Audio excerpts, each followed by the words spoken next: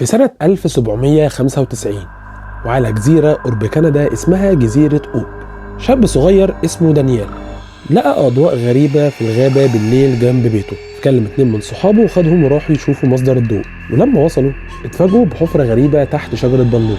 قرروا يرجعوا تاني يوم الصبح عشان يشوفوا تحتها ايه، وبالفعل رجعوا تاني يوم وقرروا يكملوا الحفر. وبعد 3 متر من الحفر ظهر لهم حاجز خشب، كسروه وبصوا تحته لقوها طبقة تراب تانية، فكملوا حفر لحد ما لقوا حاجز خشب تاني بنفس الشكل، ولاحظوا ان كل 3 متر يلاقوا حاجز خشب بالشكل ده، فيأسوا منها وبطلوا حفر. وبعدها ب9 سنين حكوا لواحد غني القصة، فقرر يساعدهم انهم يكملوا الحفر تاني، وبالفعل لقوا حواجز خشب كتيرة تانية زي اللي لقوها اول مرة، فكملوا حفر الأعماق بعيدة لحد ما لقوا قطع فحم اسود وألياف من جوز الهند.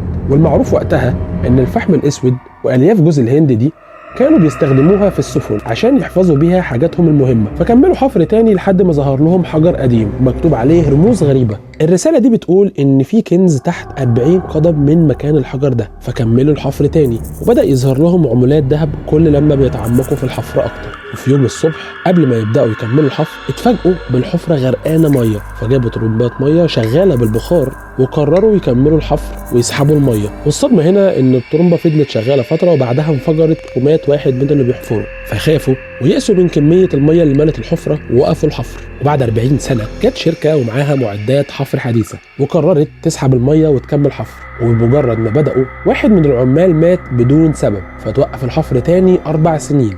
وبعدها رجعوا يكملوا الحفر تاني وبدأوا ان هم يسحبوا المية، ولما رجعوا تاني يوم الصبح لقوا الحفرة اتملت مية تاني، فجابوا عمود كبير ونزلوه في الحفرة وحاولوا انهم يقيسوا عمقها. والمفاجأة انه العمود اللي طلع كان فيه بقايا من خشب زي بتاع التوابيت وجزء من جثة متحللة. فقرروا يحفروا حفرة تانية موازية للأولى، وبمجرد ما بدأوا يحفروا انفجرت الحفرة وطلع منها بخار وغازات قتلت عدد من العمال، وبعدها اتملت الحفرة بالمية. وهنا خمنوا ان الكنز اللي تحت محمي جوه اوض حواليها قنوات مية متوصلة بالمحيط.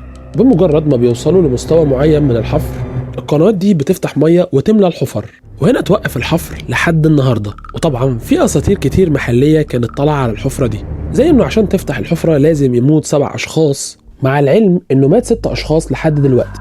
واسطورة تانية بتقول ان لازم يختفي كل شجر البلوط اللي موجود في الجزيرة.